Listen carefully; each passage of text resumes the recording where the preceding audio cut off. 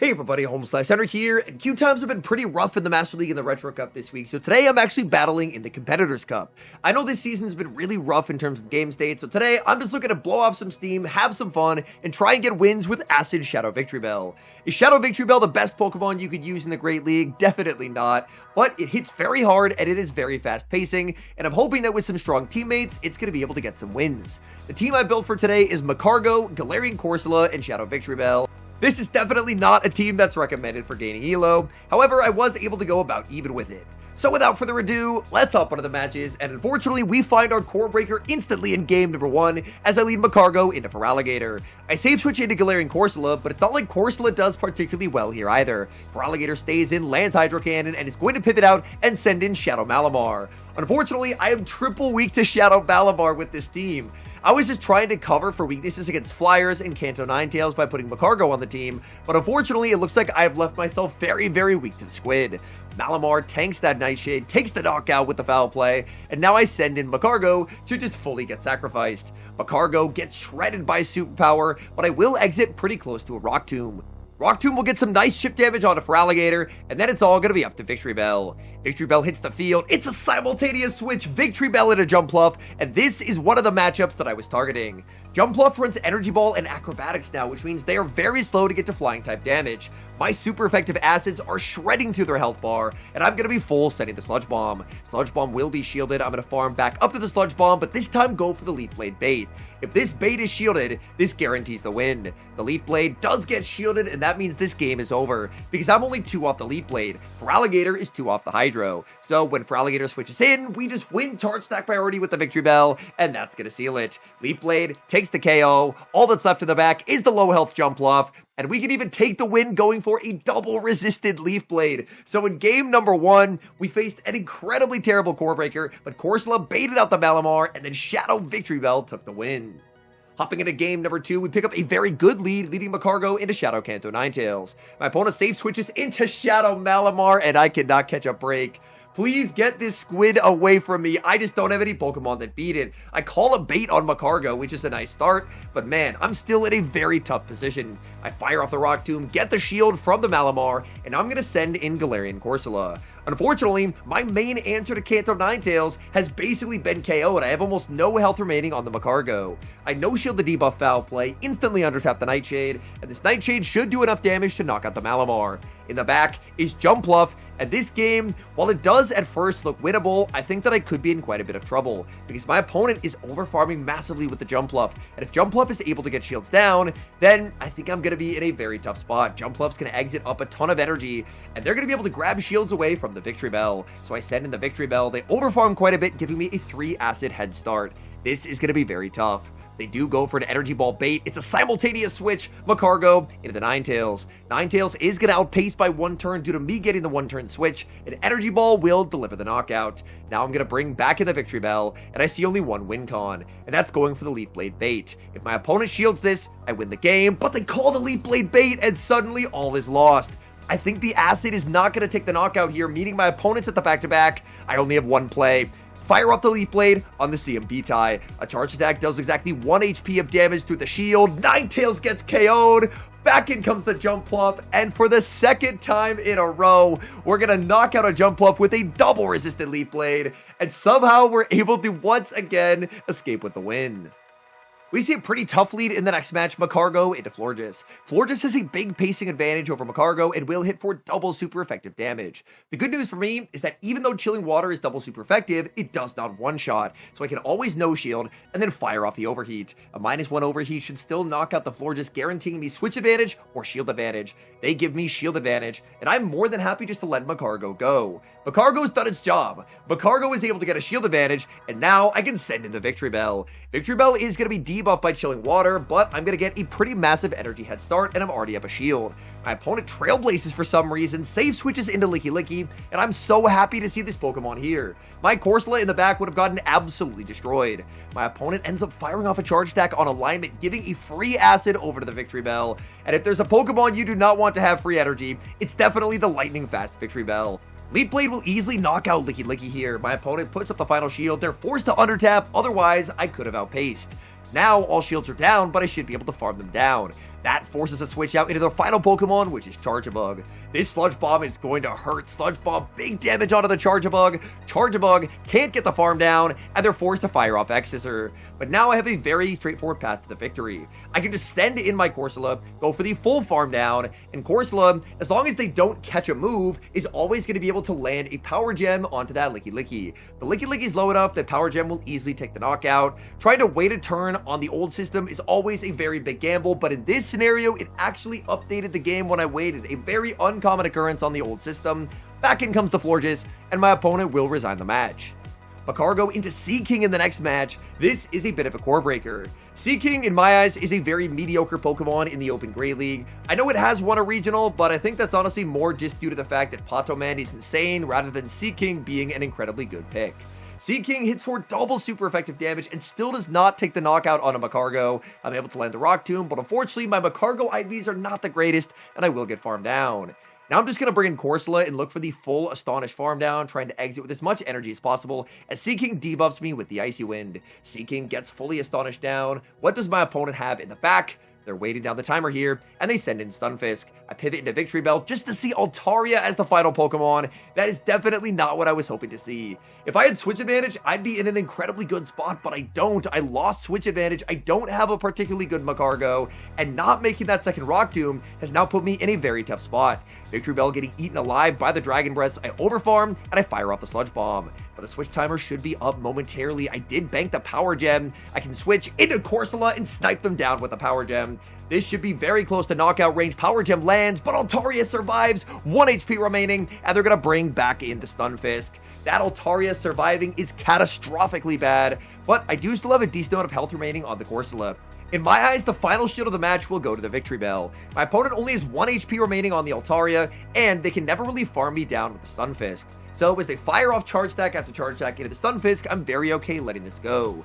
It's back-to-back discharges. I pivot into the Victreebel. Victreebel makes it to the Leap Blade. That's going to be knocking out the Stunfisk.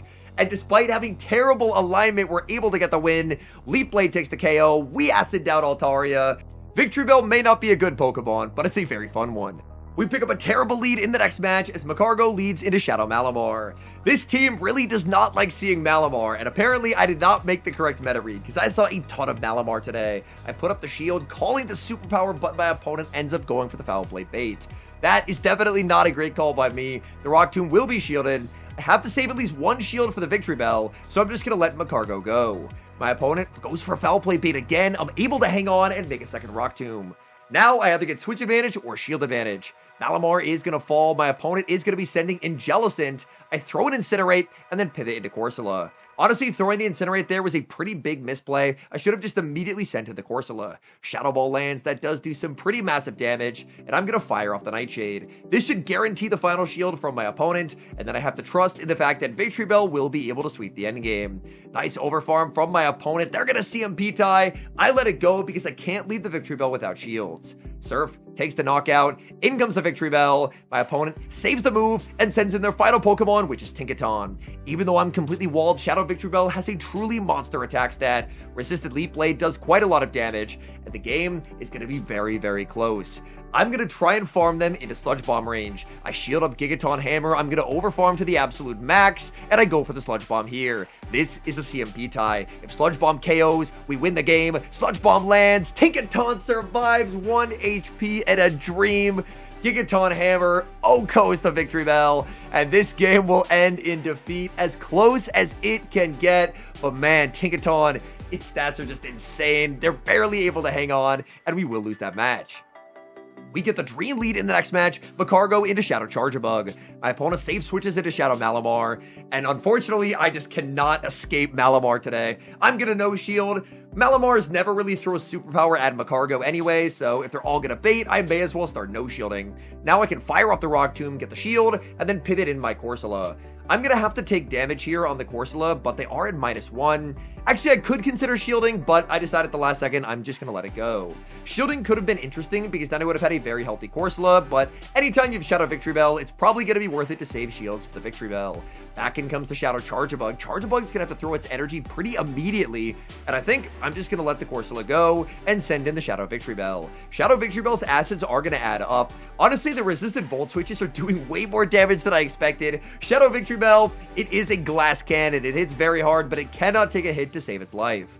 I'm going to farm up, fire off the Leaf Blade. I have it the back-to-back here. I do win charge attack parity, but if my opponent shields, I'm worried they might try and go for the catch, so I'm just going to go for the energy. So I'm just going to look for the full acid farm down. They fire up the discharge, covering for a switch. In the back is Dondozo. That is an incredibly cool team from my opponent, but unfortunately for them, Dondozo is not going to like Victreebel Leaf Blades. Dondozo is such a monster that it survives a super effective Leaf Blade, but we just have a second Leaf Blade loaded. Dondozo gets KO'd. We farm down the Charjabug, and we're able to get the win.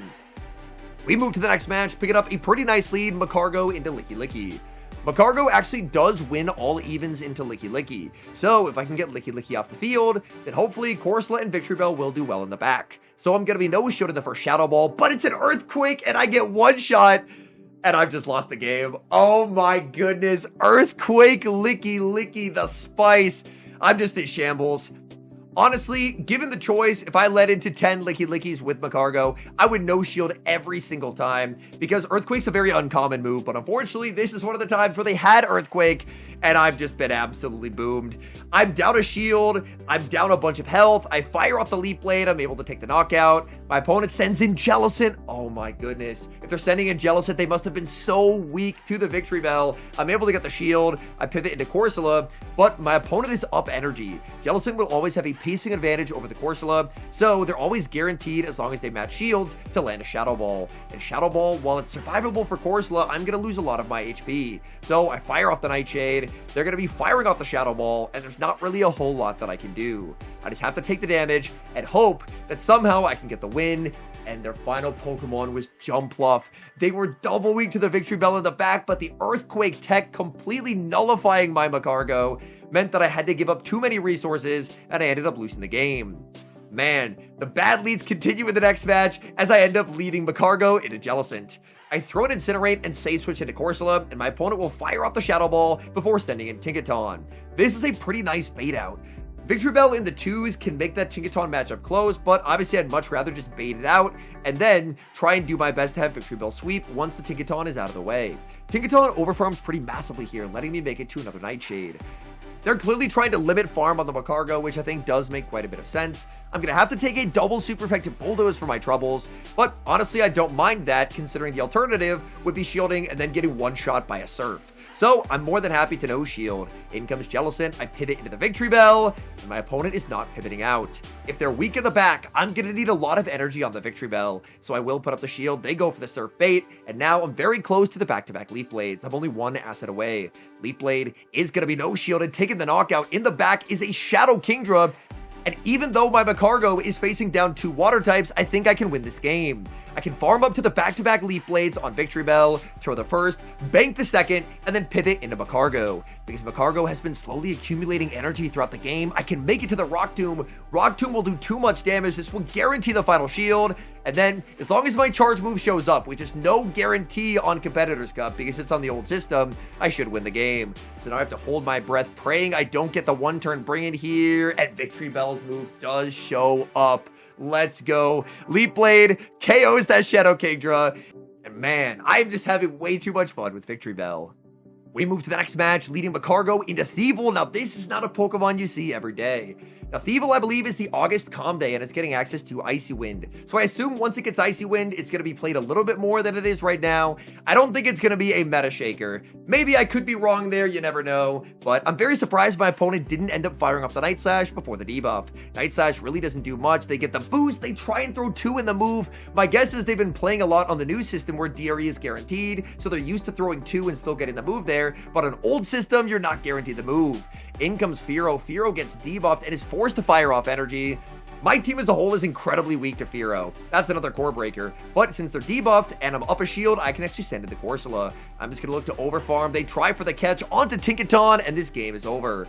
If my opponent got the catch and the Corsola energy was wasted, I think there's a chance for my opponent to win the game. But because I didn't let that happen and brought in the Victreebel, now I think I can just win. I'm firing off Sludge Bomb. It is going to do more damage into the Tinkaton, and that damage definitely does not look resisted. I can overfarm slightly, CMP tied to Gigaton Hammer, and even if this doesn't take the knockout, this should secure the win. They hang on 1 HP, Tinkaton barely clinging to life, but Victreebel did its job. Now I can just bring back in the Corsola. Fear will fire off its non-debuffed energy. They were able to reset the debuff, but I have so much energy on the Corsola that I'm always just going to get the double up on Power Gems and be able to win the game. So I tank the first Drill Peck, shield the second, and with back-to-back Power Gems, this game is over. And I believe my opponent ends up no-shielding here, recognizing that there's just simply not a win con anymore. Back in comes the Tinkaton to get Astonished down, and we get the win. Hopping to the final match, Macargo into Corsola. Now this matchup is IV dependent on the side of the Corsola. A good Corsola should be able to survive 2 Rock Tombs. Now, unfortunately, Overheat would not take the knockout here in the Zeros. Corsola is just an absolutely bulky monster. My opponent goes for the Nightshade, and I decide to go for the Overheat. I just want some damage onto this Pokemon, so I fire off the Overheat that hits for huge damage, and this should set up a pretty nice farm down for the Victreebel. They're not debuffed, so the Astonishes are going to add up, but I think Victreebel energy could go far. I send in Victreebel, my opponent save switches into a Gastrodon, I save the Victreebel, and I pivot into the Corsola. The reason I pivoted out was Mud Slap actually does a ton of fast food pressure onto the Glassy Victreebel. I send in the Corsola, Earth Power lands, they get the Earth Power debuff, that is very, very unlucky. Now, I fire off the Nightshade, Nightshade will not take the knockout, and my opponent will try and CMP tie with Earth Power number 2. But I'm very comfortable shielding, going for the full farm down. My opponent pivots out, and in the back, their final Pokemon is Wigglytuff. So we're going up against a really D-Gen team, Corsola, Gastrodon, and Wigglytuff. But this is the kind of team where Victreebel should feast. I get Victreebel back on the field. Acids are destroying the Wigglytuff. They put up the shield as they go for the Leaf Blade, and I can immediately go for Leaf Blade number 2. They go from 2 Protect Shields remaining to 0 in a split second, and they're just getting fully farmed down. There's not really anything they can do. Swift will be shielded. They can pivot back into the Gastrodon, but I can throw 2 Acids and the Leaf Blade, and the second Mud Slap damage will never register. Gastrodon gets KO'd. They still have the Corsola. Corsola's getting acided down as well, and it's a full Victreebel sweep. We exit with the Leaf Blade. Opponent sees the writing on the wall and concedes the match. The final results with the team were as follows. I had 16 wins, 2 ties, and 17 losses across the 35 battles I did in these 7 sets during Go Battle Thursday. So overall, we did go ever so slightly negative, right around 50% win rate, but I will definitely take that. We started off in the 2900s. We ended up getting a bunch of Stardust. I was able to run a team that I felt was kind of fun rather than necessarily trying to leaderboard push. I have leaderboard pushed earlier this season, and I probably will later on in the season as well. I was able to get up to number 2 in the world this season, but I'd love to reach number 1 for a 3rd time, so that'll probably eventually be a goal. But now that I have hit Legend, I'm just looking to have fun this week. And if I do go slightly negative, then maybe it'll make my Master League queue time slightly better, because I'd really love to be able to play Master League this week. I've played it a little bit so far and had a lot of fun, although I will caution that I probably had a lot of fun because there weren't a lot of Shadow Rhyperiors yet. Once the Shadow Rhyperiors are out in force, I think the Master League is going to feel less fun to play overall. But if you don't end up seeing the Rhyperiors, it ends up being a pretty fun and dynamic meta where most of the Pokemon that you're going to see are the same from last season. So until the horde of mysteriously perfect Shadow Rhyperiors show up, I think it's going to end up being a pretty fun meta. But once every battle is just Shadow Rhyperior, and they're all Shadow Hundos, then I think it'll be less fun. But for now, it's been a really enjoyable experience. Anyways, thank you guys so much for watching. If you enjoy watching content like this, please do help support the channel. Leave a like on the video, subscribe to the channel if you haven't, and an extra special thank you as always to our channel members here on YouTube. The support you guys provide to the channel is so appreciated, so thank you guys so very much. And until next time, I've been HomeSliceHenry.